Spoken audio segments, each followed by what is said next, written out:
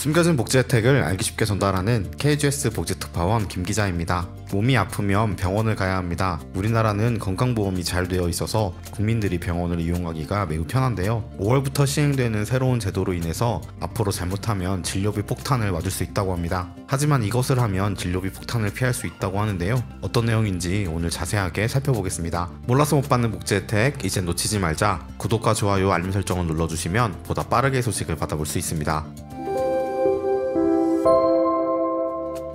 건강보험 자격이 상실됐는데도 요양급여를 부정수급한 금액이 최근 5년간 350억 원에 달하는 것으로 집계되었습니다. 부정수급 중 미환수액만 약 102억 원이라고 합니다. 요양급여뿐만 아니라 의료급여 부정수급도 늘어나고 있습니다. 2023년 기준 국내 의료급여 수급자는 150만 명을 넘어섰고 연간 지출되는 의료급여비는 10조 원을 돌파해 1인당 연간 660만 원가량을 사용하고 있지만 재산을 숨기는 등 거짓이나 부정한 방법으로 의료급여를 받는 부정수급자 적발 건수는 수년째 제자리인 것으로 나타났습니다. 지난 5년간 적발된 부정수급액은 200억 원인데요. 현재 우리나라의 의료급여 관리 감시는 두 가지 방식으로 진행 중입니다. 보건복지부가 병의원을, 지자체는 수급권자를 관리하는 방식인데요. 병의원은 일단 개인 수급권자에 비해 적발되는 부정수급액이 큽니다. 이 때문에 복지부에선 병원이 750만 원 이상 부당 청구하면 사기죄로 수사고발을 진행하고 있죠. 하지만 지자체가 관리하는 수급권자의 경우 대부분 신고에 의존하고 있습니다. 이마저도 신고 포상금이 없는 지자체가 상당수라 제대로 신고가 되지 않고 있었는데요. 병원을 부정하게 이용하는 것은 의료급여뿐만 있는 것이 아닙니다.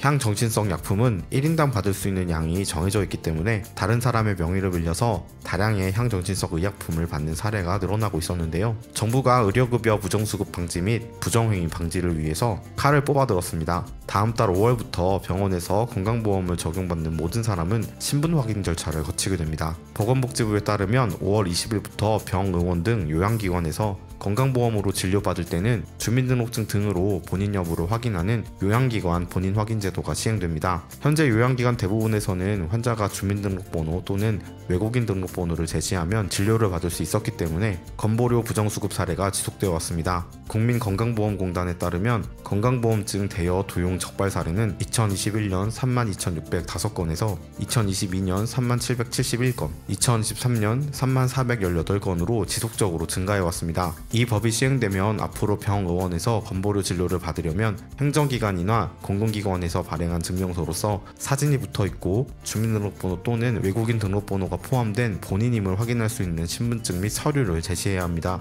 신분증으로는 주민등록증, 운전면허증, 여권, 국가보훈증, 장애인 등록증, 외국인 등록증 등이 해당합니다. 지금까진 새로 가는 병원에 접수하는 경우를 제외하고는 대부분 이름과 생년월일을 통하여 접수했고 새로 병원을 갈 때도 주민등록번호 하나만으로 접수하기도 했었는데요. 앞으로 병원에 가실 때 신분증 꼭 챙겨야 해서 이용이 많이 불편해질 것 같습니다. 하지만 법이 시행되어도 모든 경우 본인 확인을 하는 것은 아니라고 하는데요. 19세 미만이거나 응급환자의 경우, 해당 병의원에서 6개월 이내에 본인 여부로 확인한 기록이 있는 경우 등은 예외로 기존처럼 주민등록번호로 건보 자격을 확인받을 수 있습니다. 정부는 병의원 본인 확인 강화를 통해서 안전한 의료 이용, 건보 무자격자의 부정수급 차단을 통한 건보 재정 누수 방지, 건강보험증 대여 도용으로 인한 약물 오남용 사전 예방 효과를 기대한다고 밝혔습니다. 세상에 편리하던 것이 복잡해지는 이유는 늘 이것을 이용해서 불법을 저지르는 사람들 때문인 것 같은데요. 정부는 부정수급자를 신고했을 시 신고 포상금을 지급하는 법적 근거를 마련하여 작년 9월부터 시행하고 있습니다. 지자체마다 신고 포상금이 달라서 확인해 보시면 좋겠습니다.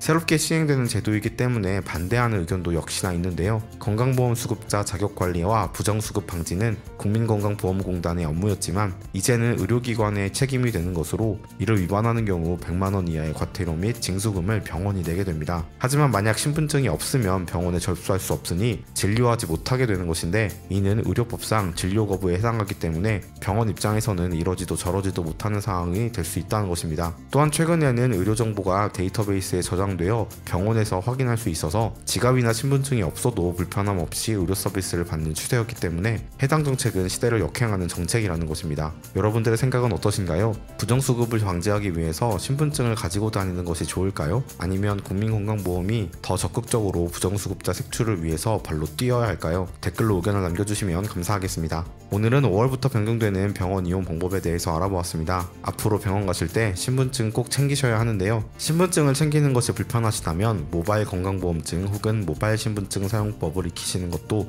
큰 도움이 될 수 있을 것 같습니다. 놓치는 혜택이 없도록 숨겨진 정보를 찾아 나서는 복지특파원, 저 김 기자가 앞으로도 도움되는 소식 전달해드리도록 하겠습니다. 채널 구독과 좋아요, 알림 설정 부탁드리며 더 좋은 정보로 찾아뵙겠습니다. 지금까지 KGS 복지특파원 김 기자였습니다.